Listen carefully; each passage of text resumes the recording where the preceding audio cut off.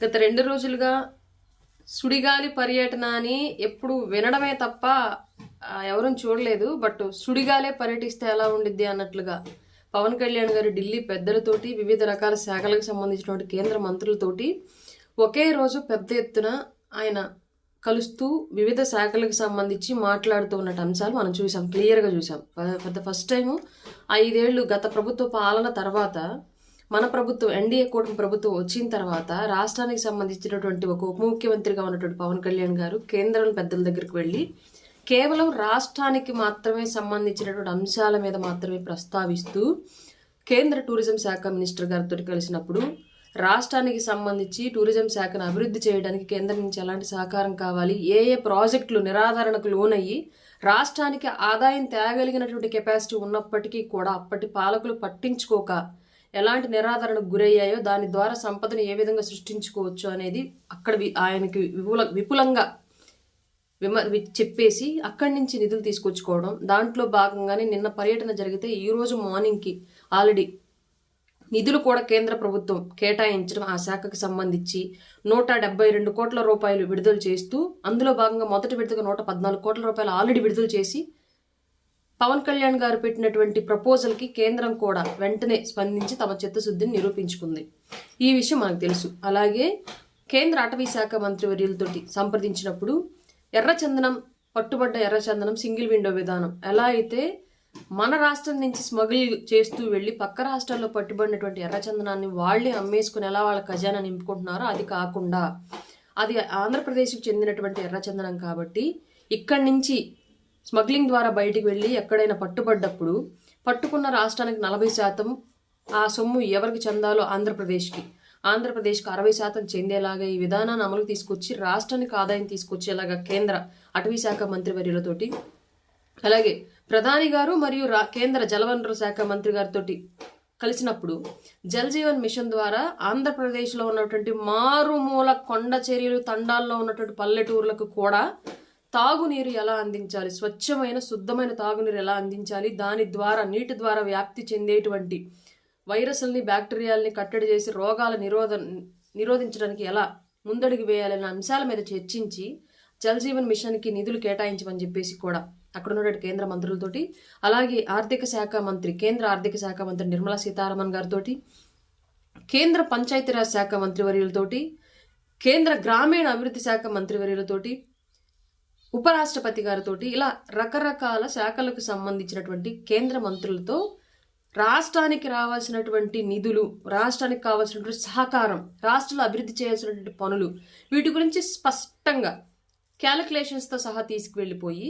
ఆయన మాట్లాడేసి రాష్ట్రానికి రావాల్సినటువంటి అన్ని రకాల సౌకర్యాలను, అన్ని రకాల సహాయాలను కేంద్రం నుంచి తీసుకొచ్చే ప్రయత్నం ఆయన చేస్తూ ఉన్నారు. నిన్నంతా కూడా జరిగిన విషయం అదే. రాత్రి ఎంపీలకు ఇచ్చినటువంటి విందులో కూడా క్లియర్గా పార్లమెంటు సమావేశాలు రాష్ట్రానికి సంబంధించి పర్టికులర్గా నిర్మోహమాటంగా రాష్ట్రానికి రావాల్సినటువంటి అంశాల మీద చర్చలు జరపండి అని చెప్పేసి ఆయన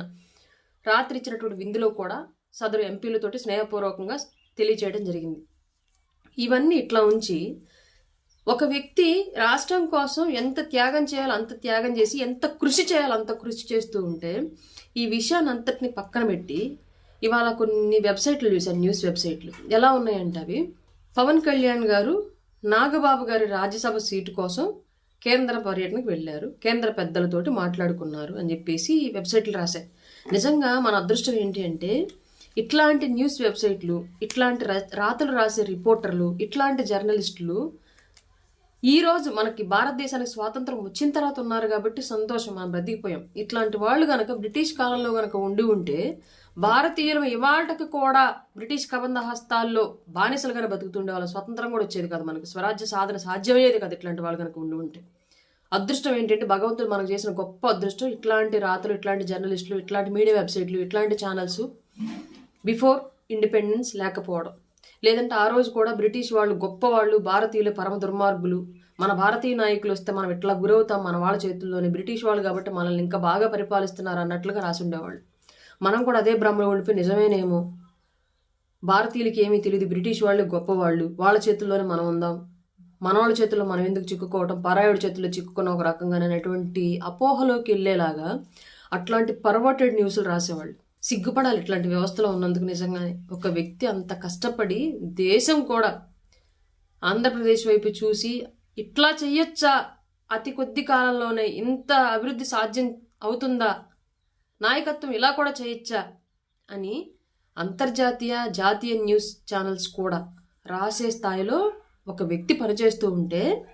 మన దౌర్భాగ్యం కొద్దీ మన తెలుగు ఛానల్స్లో కొన్ని ఛానల్స్ అన్నీ కాదు, కొన్ని వెబ్సైట్స్ అన్నీ కాదు, రాస్తున్నటువంటి రాతలు నాగబాబు గారు రాజ్యసభ సీటు కోసం ఢిల్లీ పర్యటనకు వెళ్ళారా? నిజంగా కడుపుకు అన్నం తినే వాళ్ళలాగా ఆలోచించుకుంటే మనం ఒకసారి రాజ్యసభ సీటు కోసమే కనుక అయితే అసలు ఢిల్లీ వెళ్లాల్సిన అవసరం ఉందా పవన్ కళ్యాణ్ గారికి? చంద్రబాబు నాయుడు గారు ఒక్క మాట చెప్తే టీడీపీ ఎంపీలు మొత్తం ఆమోదించరా?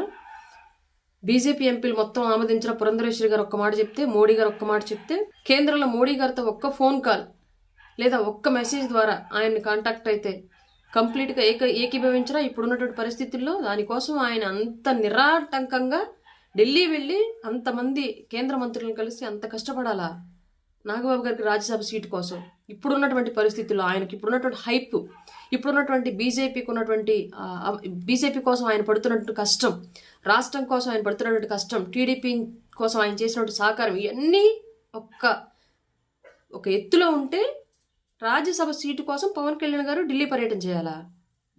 ఏం రాస్తున్నాము,